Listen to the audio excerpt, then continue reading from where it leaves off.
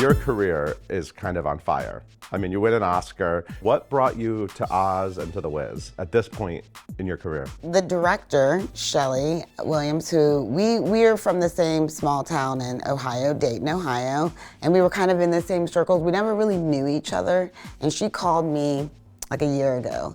I mean, there wasn't even a hesitation.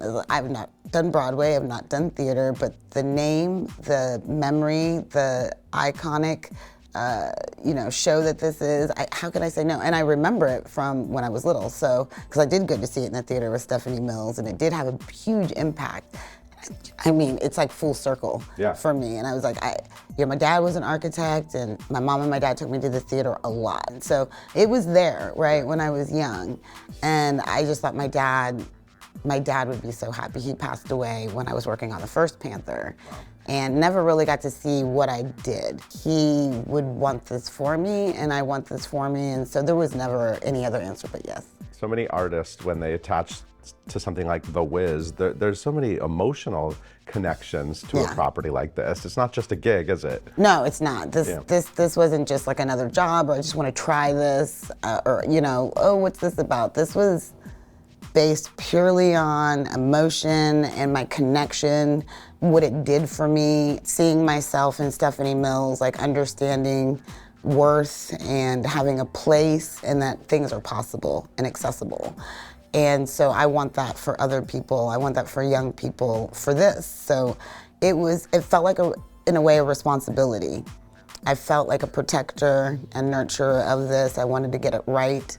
I wanted to make sure that when people looked at it, they saw celebration and joy and happiness, and walked away with a sense of pride and knowing that I could do this too.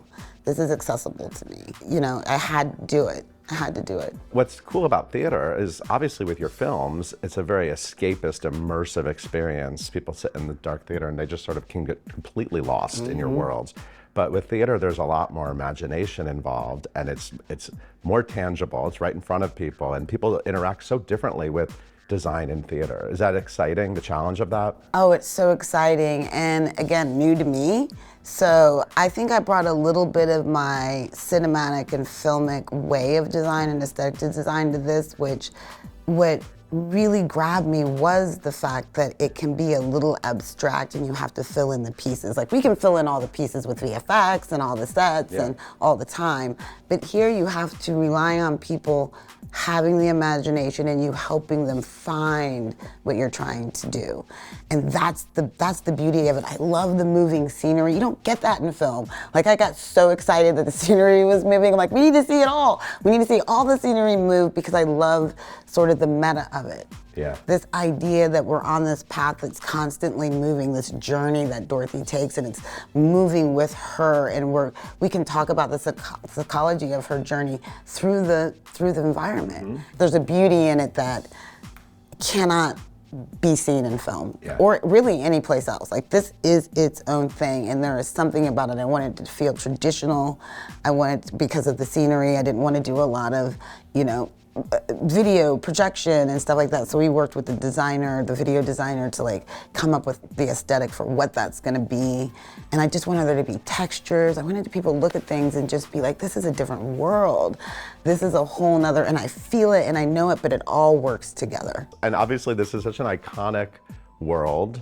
People have seen many visions of Oz in many different media. How did you jump into this? I started with the original WIZ musical, and I was just looking at images and reading about the designers and where their inspirations came from. That was very important to me to know where this original piece came from and what was the thought behind it and what did they want to accomplish. Then I went to the movie.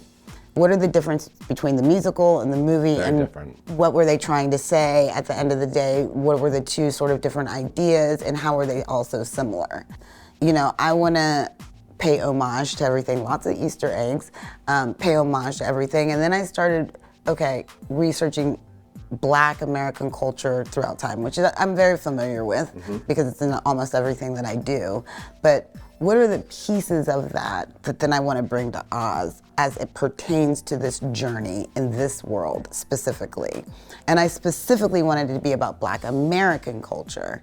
You know, the diaspora is also, there's pieces of that throughout, but I think there's a very distinct culture that has been created since the 1800s here, through food, through music, through fashion, just the history of the community, what they've been through.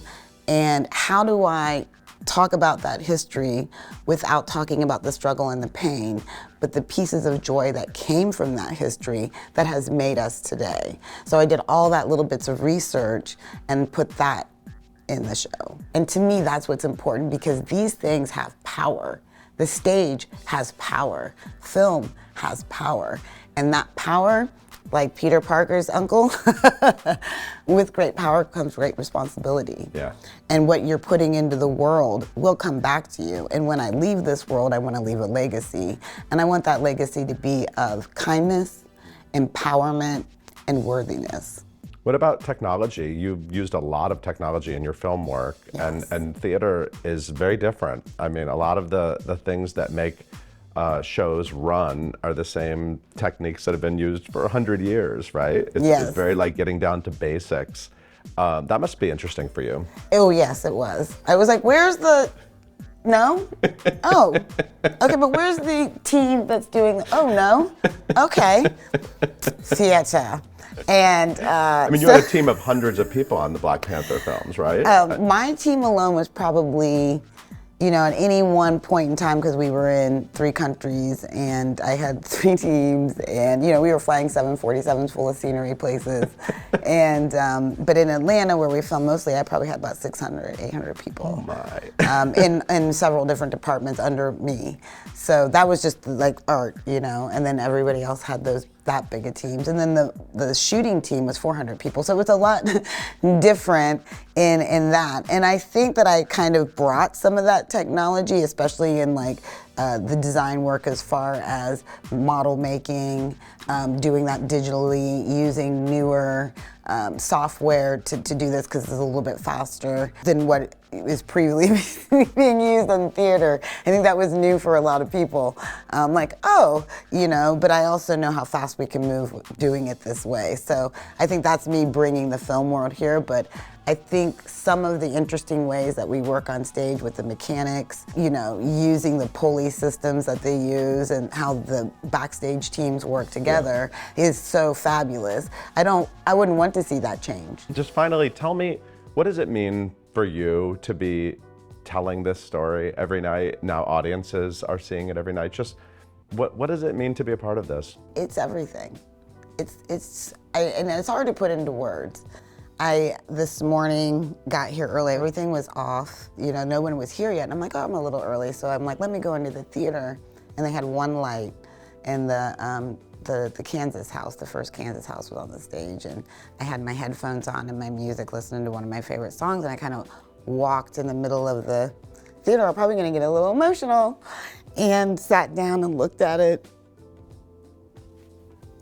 And looked at it and just thought,